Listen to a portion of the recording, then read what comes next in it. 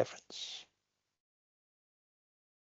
Good afternoon and welcome everyone to Computing Science Scotland Week 2025. My name is Martin Coots. I am an Education Officer with the Digital Learning and Teaching team at Education Scotland, and I am delighted to be joined by Daniel Devine and Kirsty Steele from Data Education in Schools, who are going to be talking about using resources project-wise for Cyber Skills live session. So we are delighted that they continue to support us and come along to these things. Daniel, Kirsty, welcome. Thank you very much. And I'll hand it over to yourselves. Great. Thanks, Martin. So I'm going to kick us off today. So I'm Daniel. I am Head of Programs at Digital Skills Education. So my background was in electrical engineering and then cybersecurity. And then I'm now in informal learning, and I've been there for a few years now. So yeah, I've been working at Digital Skills Education, building lots of games and resources and things like that. I'm joined by Kirsty today. Kirsty, you could say hi and introduce yourself. Hi everybody, so I'm Kirsty Steele. I'm one of the presenters and workshop leaders at Digital Skills Education. I'm a cybersecurity communication and educational professional, so I've been helping, teaching people all about the fundamentals, about how to stay safe online. So I'm delighted to be joining today. Great. So I see that there's a few of you joining. I think a lot more people will be watching along with the recording, but if you are here today, it'd be great if you could say hello in the chat. Maybe let us know whereabouts it is that you teach, and then either the level or the subject, depending on what is more appropriate or what type of school you're in. And so I'll give you 10-15 seconds to type that in just now.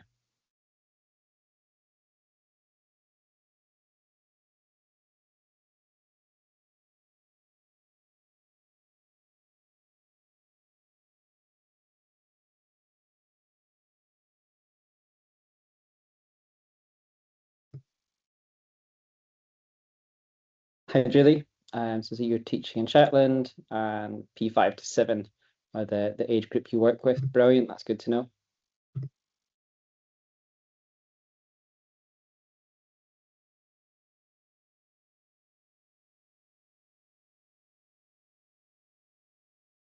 Miss Love, you're in East Ayrshire, covering a whole primary school. And Shireen, 5 and 6, so P5 and 6 Aberdeenshire. Brilliant. So some of, do you know what? Based on where you all are, you are all kind of the target and the reason why we do a lot of these resources online.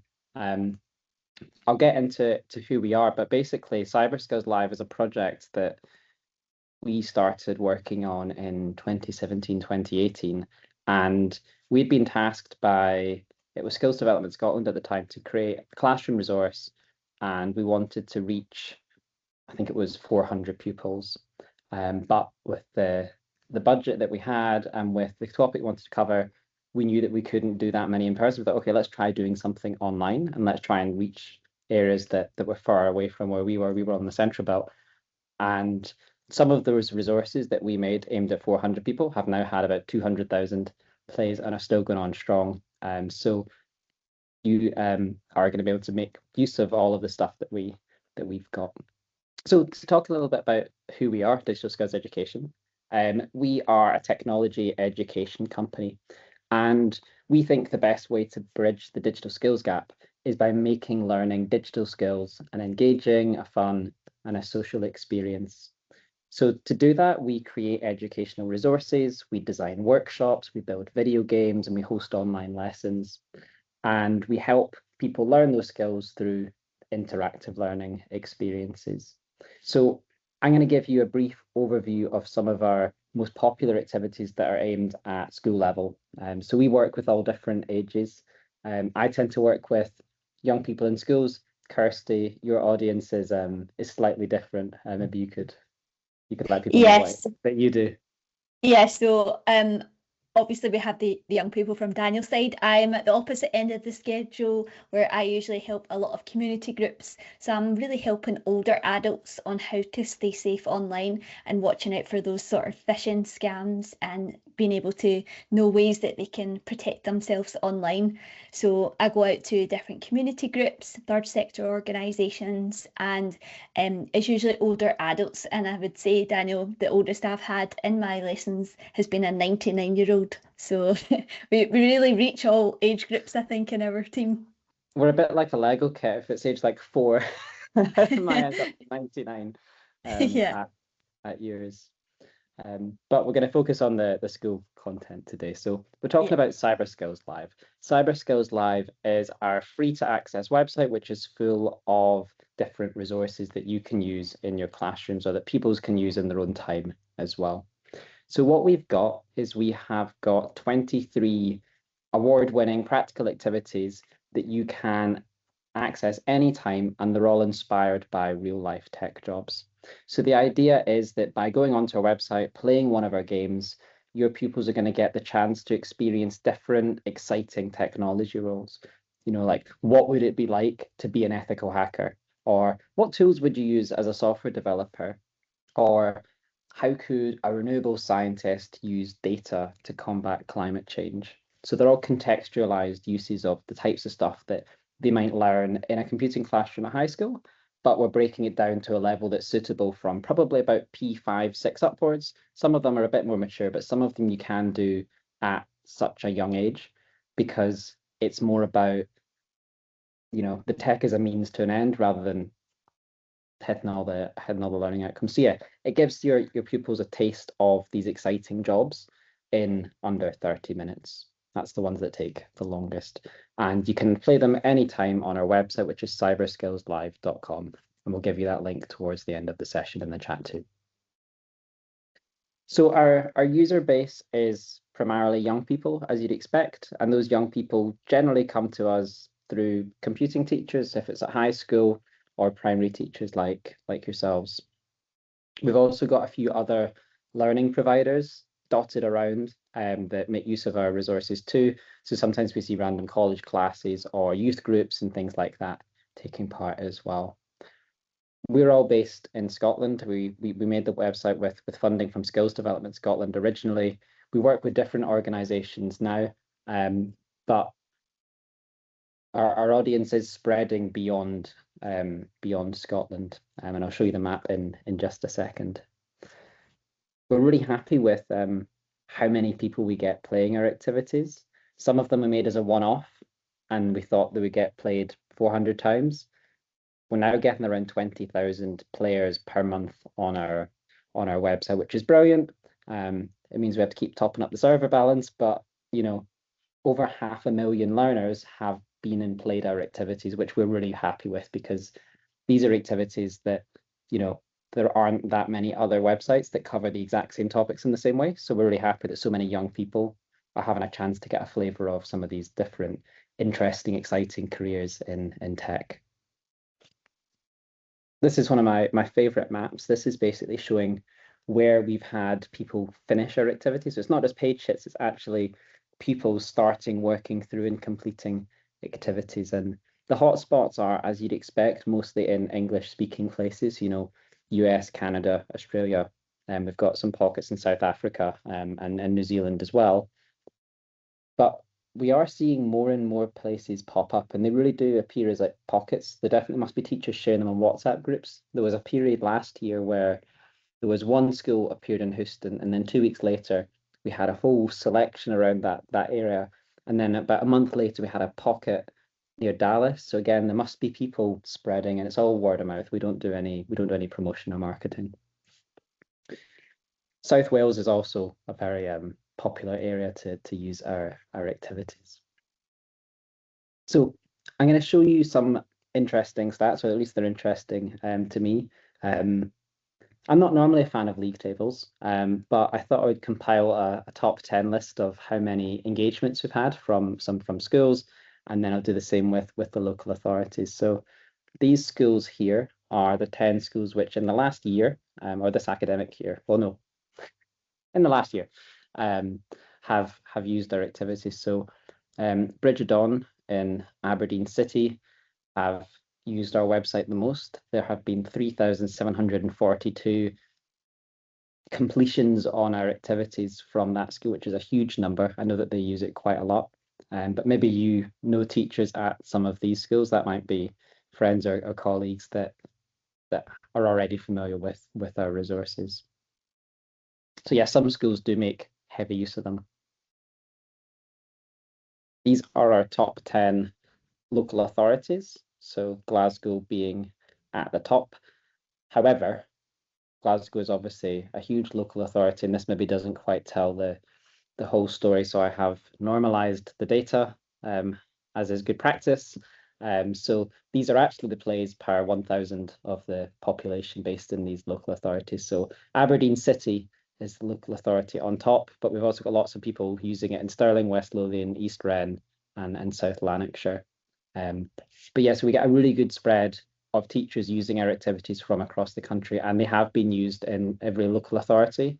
And we do get plays every term from all of the local authorities. So some feedback from teachers that have used our activities. Pupils have a bit of fun. They do something completely different. It's a good way of getting them into the subject. So that was a computing teacher at high school that's been using them at the broad general stage, trying to encourage pupils to pick computing, to stick with it. Another teacher saying that they're fantastic. It gives them a range of choices. A lot of teachers use these as activities to do either at the start of a block to introduce a topic, to set the scene, or some teachers use them as kind of like finisher activities. So if you're finished, you can go on and you can play a specific activity that's relevant to the area that they're learning about in the classroom. They're all pick up and play. You don't need any software. You don't need to have an account. You can just go on the website, click play, press start, and the activity is there. We wanted to make sure that there was no barriers between, your pupils playing and be having access to that content. There's nothing worse than having to do 50 password resets because you haven't used the website for 3 weeks and everyone's forgotten their passwords. So let's talk a bit about the games themselves, the range of topics that we cover. We have a big range of different things all under the sort of like tech umbrella. So we started off by developing ones focused on cybersecurity, hence the name Cyber Skills Live. We knew that this was a really interesting area for teachers and pupils, a big growth area at the time, especially sort of pre-COVID. But teachers were struggling to teach cybersecurity in their classrooms because you might have needed particular software. You might have been trying to go into websites that were getting blocked because they had lots of words that would be flagged by your access systems.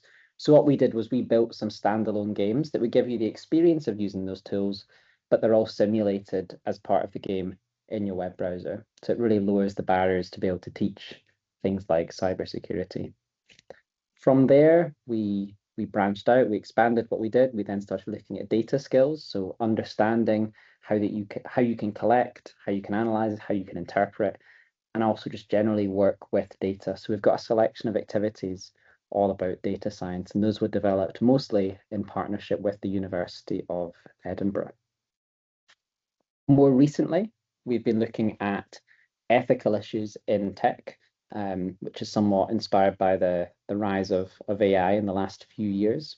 So we've got a few games under the title Tech We Trust, and these explore digital skills, data skills, and the ethics of using tech to make decisions, because everyone's probably got an understanding that technology can help us, but sometimes adding tech to a process can make things worse.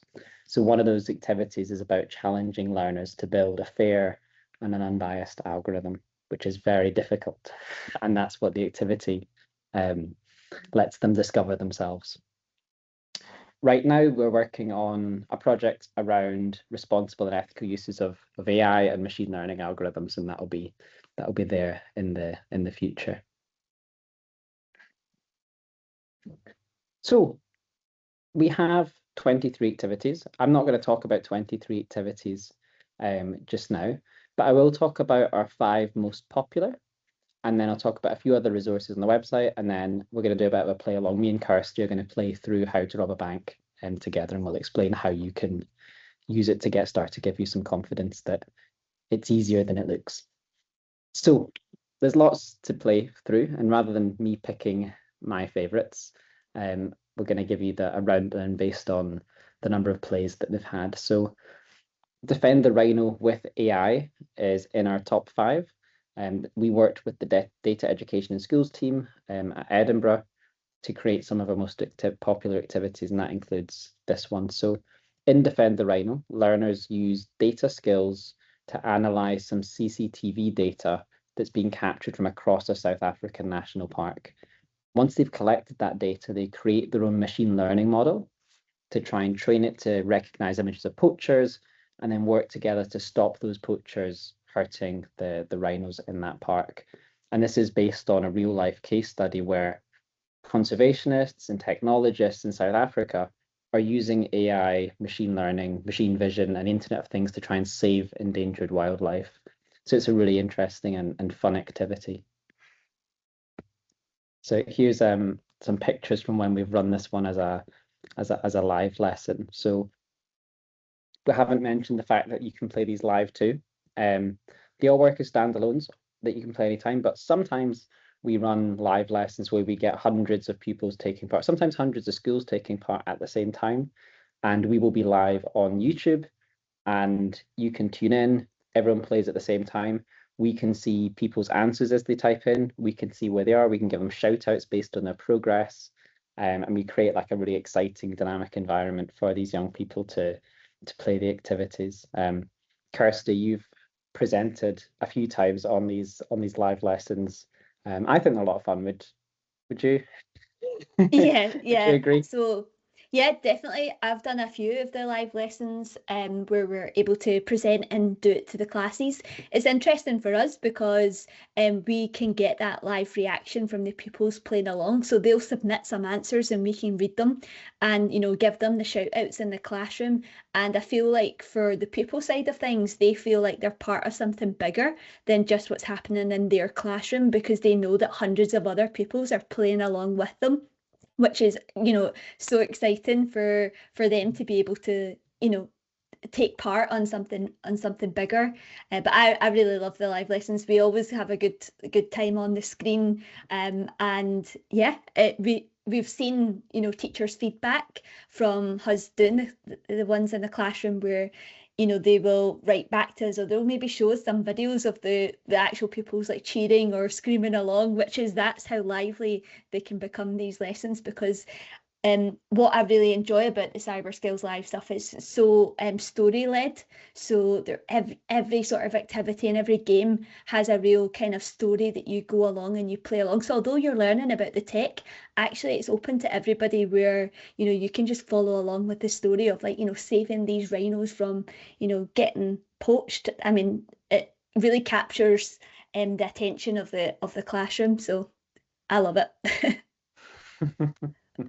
They are exciting, and I love those videos when teachers send them in. When the pupils all solve the problem at the end, or they make the right strategy call, or they play the numbers right. It's always good fun. Let's move on to number 4. So our next most popular one is called Cracking 1 Million Passwords. This one's had just under 50,000 plays. In cracking 1 million passwords, you have got your hands on a data leak from the video streaming website Catflix. Catflix was unfortunately attacked by a gang of cyber criminals, and that gang stole the login details for 1 million customers and published them online. And in this activity, your task is to use Python code to try and crack this massive collection of passwords. And there genuinely are 1 million passwords for the pupils to crack in this one. So if you have pupils that are really quite quick and they always finish things, they will not finish this activity. There is always more. There is literally 1 million passwords to crack in this activity. I'm sure some of the teachers will appreciate that, the never-ending 1 million to crack. They need a little 5 minutes to reset.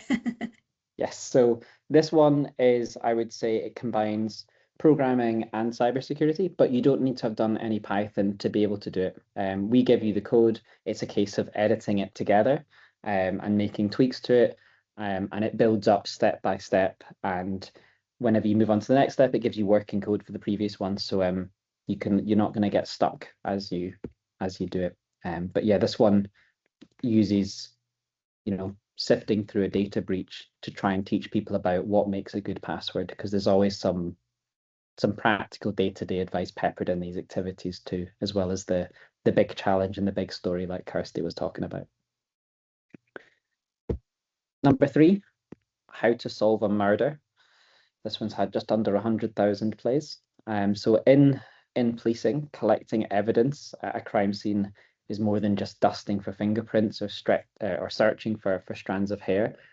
There's almost always a trail of digital evidence which leads to the criminal. So in this game, your challenge is to use digital forensics to solve a crime and help police catch a murderer. So in this one, you're looking at evidence analysis, you're adding your data to a data set, you're sifting through chat and search history, and you're trying to find the key piece of evidence that's going to solve this case.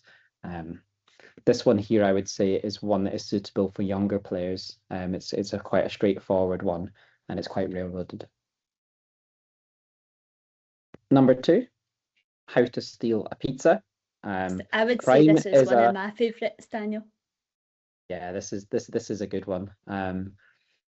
This is another one where we've done a bit of name-driven development, and we've gone for a provocative title. So in this one, it's about penetration testing or security testing. You are a penetration tester, and your client is Old Lang Slice, which is a pizza restaurant in Prestwick. They've got a new website, and they need you to perform some tests to spot some security issues. And you've got to try and look for vulnerabilities on this website. Could you find a way to order a pizza for free? Maybe. So in this activity, you actually get to look through a real website, and you learn a bit about how they're constructed and where vulnerabilities tend to be. And then at the end, a real fictional website. A real fictional website, yeah. A website that we made with a vulnerability in it.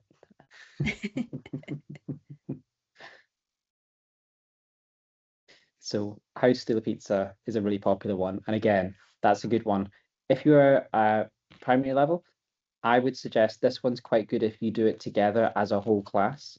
So maybe you as the teacher have the activity open up on your interactive board, and then the pupils on their iPads or on Chromebooks or whatever you've got in your classroom, they're on the Old Lang Slice website, and they're trying to find the answers to the questions that you're posing to them. That's probably a good way to do this one. That's how I'd recommend playing it if you're at primary level. And last but not least, our most popular activity is how to rob a bank. I'm not surprised this is the most popular one. So yeah, explain yourself here, Daniel. I think there needs to be a bit of an explanation about this one. Yes, so in this one, we are practicing ethical hacking, and we're breaking into a fictional bank, Strathclyde Bank. And in this activity, you walk through step by step what the role of an ethical hacker would be. And everything that you do in the activity is based on genuine security flaws, vulnerabilities that have been found in genuine banks. So we're going to actually play this one together in just a bit. So I won't say any more at this point, but how to rob a bank is our most popular activity. Before we play it, I'm going to spend 2 minutes rattling through some other resources on our website. We have some lesson plans for a lot of these activities. We call them virtual engagement lesson guides, but basically they explain how you could use these with a class. So they give you a bit more detail on learning outcomes, how they link to the curriculum, and we share a bit of best practice around how you can get the most out of running these and some suitable next steps and some things to do before the lesson. And we explain there isn't any prerequisite knowledge in any of them, but some of them require more typing skills than others. Some of them require slightly more like dexterity with the mouse. We have that written in these lesson plans, so they are on our website as well. We've also got some posters. These are posters which you are free to have, download, print off, put in your walls. We've got a couple around data science and a couple around careers in gaming. And They remind me a bit of sort of teen magazines where they sort of ask you questions like, do you prefer doing this or this? And then you follow the trail and you answer the questions, and then it takes you to a different job role in that sector. So they're fun to read, but also they do make a serious point, which is that you don't have to be a programmer to work in games. You don't have to be a complete number nut to work in data science. You could do something else in these and be just as vital to the process, because maybe you care really about the end goal, or maybe you think it'd be an interesting environment. So these posters have useful, interesting information, and they're on a website. They're free to get as well. And then the last resource, slightly less relevant for the people here, but maybe some people who are watching back on the recording. We also have a toolkit that we just finished a few months ago called Learning by Doing. This basically is something that talks about how schools and employers can work together to either run foundation apprenticeships or create relevant work experience for young people. So this one's less relevant if you're a primary teacher or even if you're a competing teacher. But if you know someone in the school or in the local authority that does work experience, this might be a good resource to share with them. And we'll make sure that the link to this is shared with you at the end too. Okay, that's enough monologue. You've come to see some resources and see a game. So I'm going to suggest that's what we do now. So I'm going to head to cyberskillslive.com. Kirsty, maybe you could add the link into the chat as well so people can have a look. I've just added it in. Brilliant.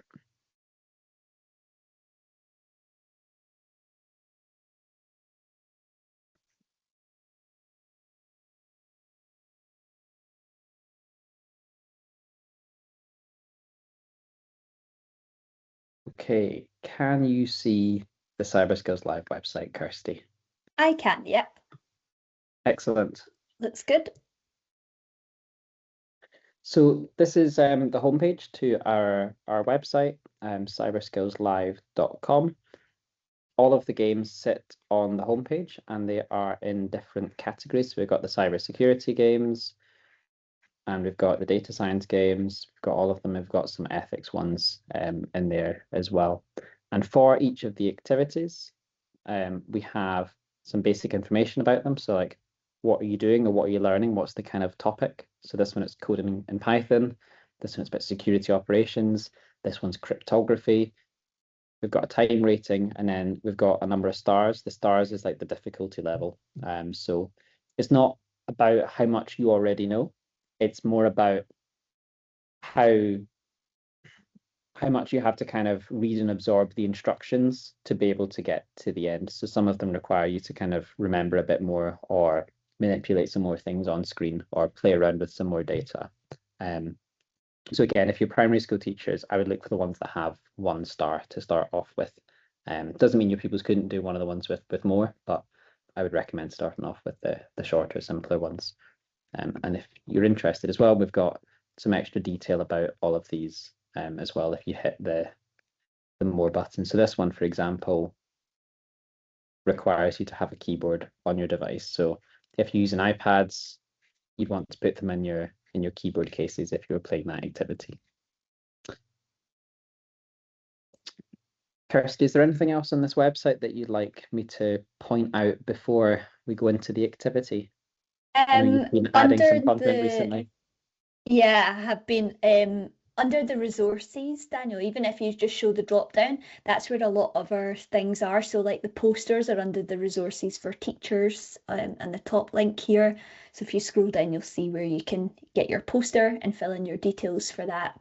And then we've also got some other fun like activities. This one is me doing a read through of a children's book that's all about explaining the terms of AI in a way that relates to like jungle metaphors. So you can listen and play along with me, but there's also a teacher guide that accompanies it. So that's there as well. And Craig's got a resource as well for starting like a tech club if that's of interest. But the other resources, Daniel, there's a Tech We Trust page specifically there as well. that has the two other activities that you were talking about, including some useful YouTube videos that we've had with some of the professionals in this area that talk a little bit about it. So those are the two kind of main lessons, the data disasters one and the one about coding a fair and unbiased algorithm, making decisions with data, so you can play along with them.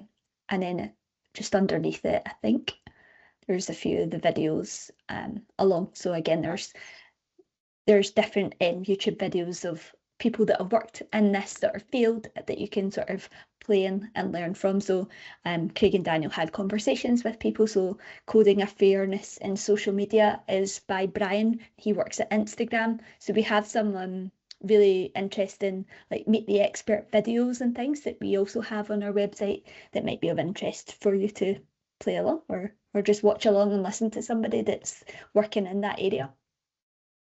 Yeah, you're much better at selling these than I am, Kirsty. These are all quite short videos as well, so like 3 minutes long. So if you're just looking for something to bookend a lesson with, if you're maybe talking about tech or you're talking about fairness, or maybe you've played an activity and you want to set the scene, these videos are maybe a good thing to put on either at the start or at the end of the lesson. Then we have Let's see, maybe yeah, you could either go for one of those activities, yeah, Daniel. yeah. So a couple of the pictures of the live lessons that we brought up was our Formula one, which is one that we ran for Maths Week Scotland last year, and then we ran it again. Martin's given a love heart. Me and Martin were talking about Formula 1 for about 10 minutes before everyone else appeared today.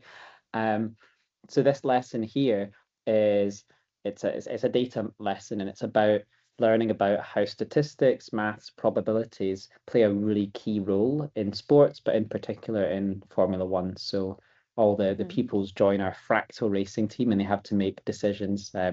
This one's aimed specifically at primary school pupils, and we will almost certainly be running it again during Maths Week next year. We might be running it a bit sooner. We've been talking to some people who might be able to fund it. So yeah, these are a lot of fun. This one. It is a and lot of fun. Again, you don't need to have any Formula 1 knowledge to play along with this game either. I'm certainly not one that's watched it before, but playing along with the pupils, I've definitely learned some things about what can make the difference between a few seconds in a race. But really, they get quizzed on lots of maths questions that you would get. So they have to look at graphs. They have to, check the weather ahead of time, and then they have to make probability suggestions that all of part of this lesson. So they're learning those mathematical skills as they play along, but in a fun environment. And you can tell that the pupils definitely get quite competitive when it comes to racing and wanting the team to win. Yeah. We have lots of sort of like video simulations that we play. Whenever the pupils get a question right, we see the branded car overtake someone on our track, which is like a modified version of a racing game that's set in Glasgow. So we have a lot of fun with this one, and I think the teachers and the pupils also have fun playing along with it too. Yeah. Cool. Let's have a look at how to rob a bank. So it is our most popular game, so I think it's a good place to start. So I'm going to hit play, and then when you go onto our website, it asks for your first name and your school. The first name is only used to personalize the activity. It doesn't get sent to us, but it means that at the end you often get a certificate and it puts your name on it.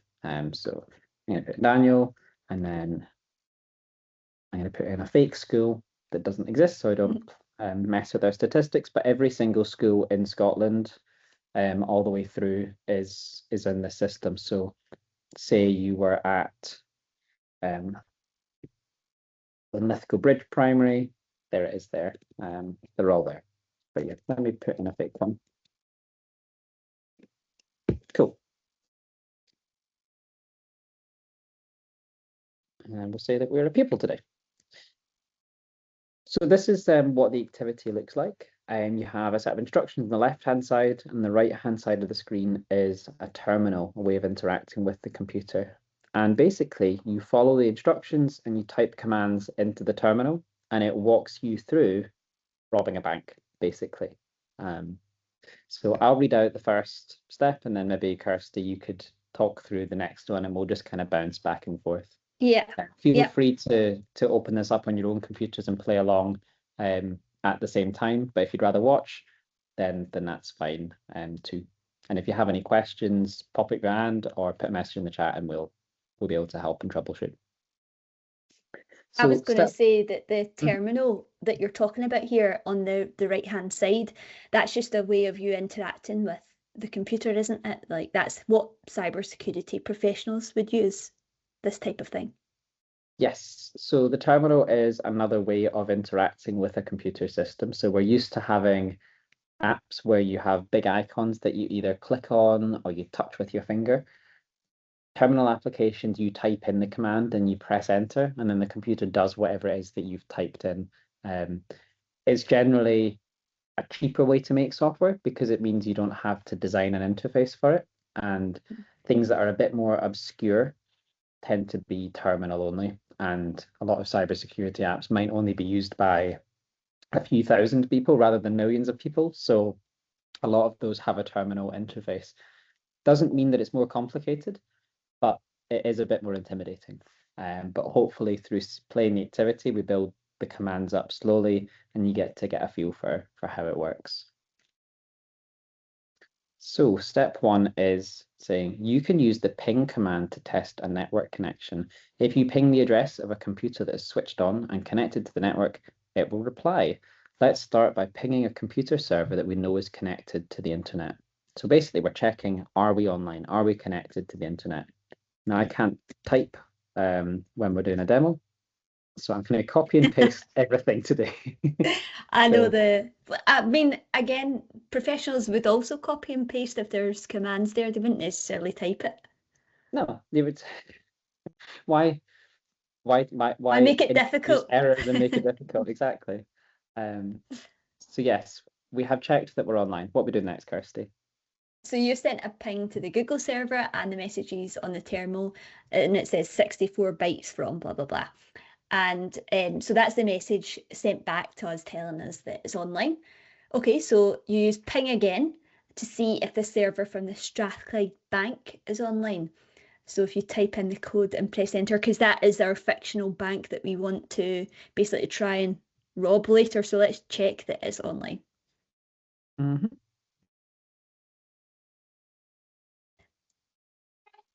Oh, it's looking good. Looks like it is. Good, yep. So we got a similar response to we got from Google. So that means it's up and running. So now we want to try and connect to the Strathclyde Bank system. We want to try and create a secure connection, and we can do that by using the SSH command. So basically what this does is it creates a tunnel between one computer and another. But we need a username and a password. But the good news is an ex-employee, a disgruntled ex-employee has told us their password. So let's see if we can still get in. So let's copy and paste the command, as always. I like that it's on a post-it note as well. It's on a post-it, pulled straight off the monitor. Yep. So we're going to type in the username, Adam Smith. And the password is well22. Because we know people do that still. They still put their passwords on their computers. So that's something that would likely be the case, that we could find it. Yeah, you think we'd be beyond it, but you'd be surprised. Okay, we're in, Kirsty, that worked. It looks like we're logged in. We've got a welcome message with the current time in Buruk. Yes, perfect. So we're there. So we want to kind of have a look around and see what files are available. So the ls command is short for list with all of and that will list out all of the files in the current directory. So that's just another name for the folder. So you can try it out first. So Daniel, if you type ls, that will list out all of the files or folders within that account. So there we are, we can see some here. And on a normal computer, normally when you move into a directory, you double click on it like a folder. But in the terminal, you can use a command, which is cd followed by the name of the directory, which is the word in blue, and you can try it out now. So basically, if you type in CD, product dev, I can see that you've done that and we're now in that area too. And to see what's in that folder, we need to show the list again. So the command for list for that directory is ls. I can see a folder there.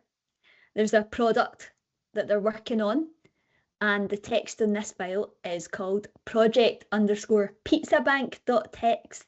So I think we should try and read it, Daniel, see what's in it. Yes, let's have a look. To read it, you need to use the cat command to show the contents of the file. So let's type it in. Okay, Kirsty, we've Yeah. got our file. It says Project Pizza Bank to do. Step 1, install pizza ovens in every branch. Step 2, investigate pepperoni-based cryptocurrency. Step 3, extra toppings for mortgage customers. Step 4, something, thin and crispy, maybe. I don't think that's very relevant. No, I don't think it's going to help us in this situation where we're trying to get into the bank. No. Okay. So no. So what we need to do now is go back another level. So to do that, you have to go CD. So that's the previous directory. How do we get back there? With the 2 dots. And then let's just double check that we're back again. Yep, we can see that list of folders where we were initially. Mm-hmm. So let's have a look in another folder. Let's have a look in the business accounts folder. So CD, business accounts. Okay. And then let's have a look what's in that folder. So we've got another text file. This one's called accounts.log. Okay, I think we should read what's inside it. Me too. Let's have a look. Okay. We hit enter. Okay. Permission denied, Kirsty. We've not got the right access. Okay. So we'll need to change some access rights then for us to get into it. So if we can go back, I can see, Daniel, that there's an HR folder in the previous section. So if we can go back maybe and go into the HR folder, maybe there's something in there about that we could maybe use to get in. Okay, so I've just moved to the HR folder with that first command. Let's try the second one to list everything in there. So, Kirsty, there's 4 folders in the HR folder. There's IT support, external, contracts June 98, and old. I don't think it'll be the contracts or the old. It's more likely going to be the IT support, I would think. Let's have a look in there. Okay, and then, so I've moved in there with our CD command. Type in ls again. Okay, Kirsty, there's a file called pwords.txt. I wonder what that stands for. Me too. Could it be? So let's copy and paste our command. I want to read it, so let's go for the You want cat. to read it? Okay. Yeah. Here it is here. This file contains commonly needed passwords for this system. Please speak to Catherine in Shots if you need anything added. For internal developer use only, do not share this file. Okay, well, that sounds quite confidential. Because I can see lots of usernames and passwords and roles all within this account. Me too. So what's happened here? How can we read this? This is the way that they've stored it. So what's happened here is Strathclyde Bank have stored all of their passwords in an unencrypted text file. And this is not good practice because people might do something like what we've just done and open the file and have a look at it and see all of the data. So that password should really have been hashed and salted, but never mind. For our activity today, that's quite helpful. So let's see. So we've got 4 accounts we could log in as. We've got Adam Smith, well, we've just been there. There's Ruby Kelvin, who's the bank manager. There's Joe Winters, who's an internal support officer. And there's also Wax McCarrison, who's a cashier. I think the bank manager is going to be the best one to try. Yes. So Ruby let's try Kelvin. switch user. So SU. So switch user to Ruby Kelvin. And the password for that account is freemarket66.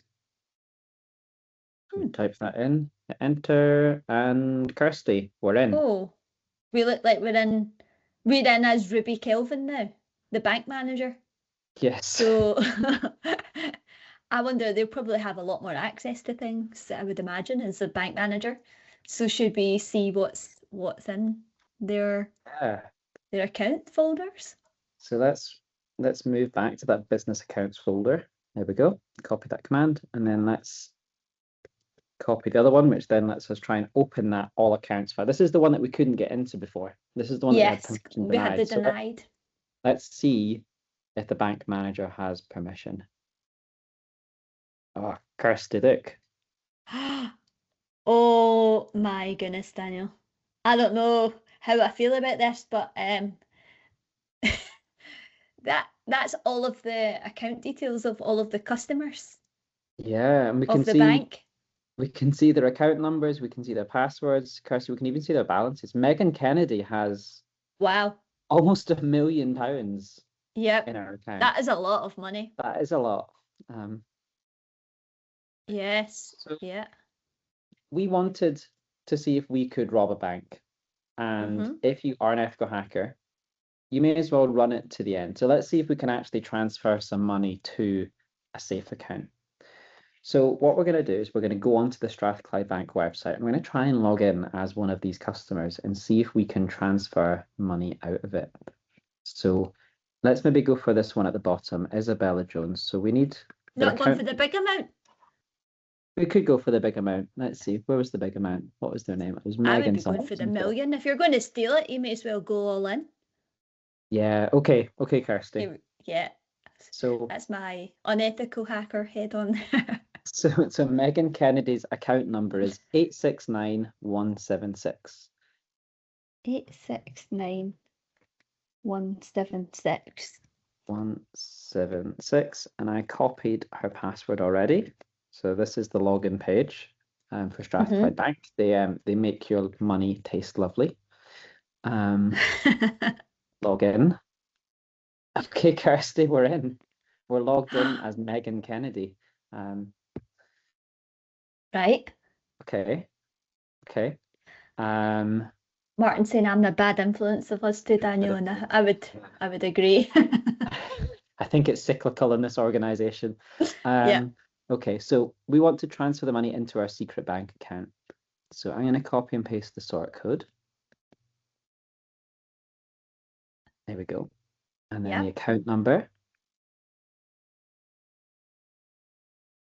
This is going into our safe, isn't it? This is going into our account, yeah. So I'll pull up our balance in just a second first.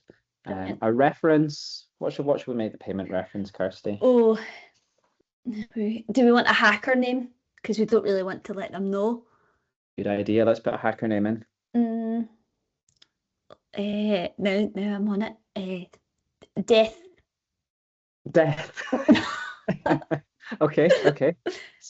That might be taken as a threat, Kirsty, but we'll... Yeah. Okay, sure. Do you want to go for a lighter Kirsty, one? That went dark very quickly. I know. I was trying... Okay, so, like, what about another, like, animal? Because there's ones that I've heard of, like, spider and stuff like that. So what could we have, like... yeah, let's... a fly or something, like... Yeah, maybe it's, like... Badger. Okay, right. Okay, perfect. Hacker Badger. There we go. That's Brilliant. Hacker T-Dog's cousin. Okay, so the balance. Kirsty, how much shall we transfer? I'm going to say all of it. Are you going to say all of it? Okay. Yeah. Why I know sometimes some people's that've done this before, they like, I've spoken to them before, and sometimes people like leave 1 pence just to be like, I've been here and I'm going to steal it. But I think we should go for the lot. If we've made it this far. Yeah. Let's try that. Take it all. Transfer all of it. Before I hit transfer, I'm going to show you one fun thing. So if you're doing this in your classroom, if you click on the totalizer button, that brings up a big flip chart showing how much money has been stolen in the last hour by pupils. So I can see that 39 million has been stolen in the last hour. Whoa. If I hit transfer, we're going to see that go up. So if I hit transfer, brilliant, and then I switch back to the totalizer. There we go. Wow. We've taken it over the 40 million. We have tipped over that 40 million mark. So well done, Kirsty. Yeah. And it's not looking good for Strathclyde Bank. Yeah, we can share it out. We can share it out. We can share it out. Yeah, we'll split it. Do you know what? This is the benefit of it being quite a quiet call. That means what do we get each? We all get probably about 6 million each. That's not bad going. Yeah. So what I'm going to do now is I'm going to stop sharing my screen. And the totalizer, Daniel. Yes. See, just when they have it in their classroom, it makes a noise, doesn't it? It makes like a kerching sound. We couldn't hear it there on the call, but like if your class are playing along, you will start to hear the ka-ching, ka-ching, ka-ching as people steal the amounts. Yes, you will hear it. And every time someone steals money, it does make that cashier ka-ching noise, like the cash drawers pops out, and the totalizer goes up. So you can make it as chaotic as you want by picking how loud or not that totalizer tab is when you've got it up on your board.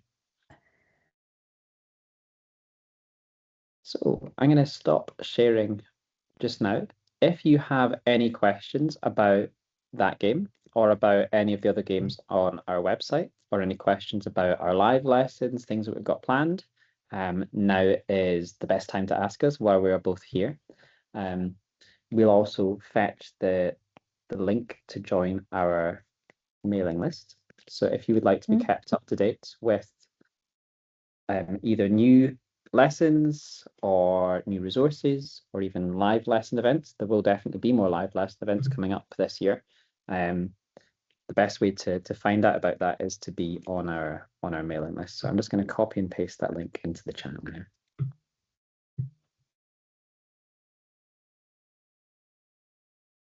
That's it there.